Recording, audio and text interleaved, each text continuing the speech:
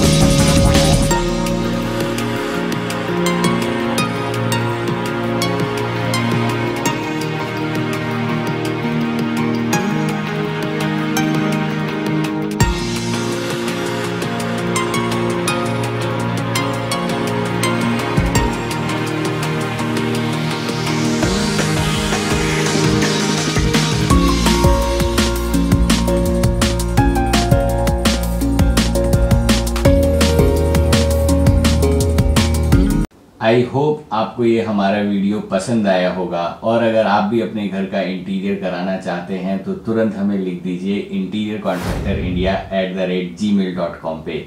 मैं और मेरी टीम ब्राइट इंटीरियर्स आपको ज़रूर हेल्प आउट करेंगे। और इसके अलावा अगर आप दिल्ली एनसीआर से बाहर हैं और चाहते हैं हमसे कुछ भी समझना घर की रेनोवेशन और घर के इंटीरियर के बारे में, तो आप हमसे एक पेड जूम मीटिंग बुक कर सकते हैं। उसका भी लिंक मैंने डिस्क्रिप्शन में डाल दिया है। जल्दी मिलूंगा एक और वीडियो में, तब तक के लिए हंसते रहें, मुस्कुराते रहें और हाँ, इंटीरियर ज़रूर कराते रहें। Bye bye bye bye bye.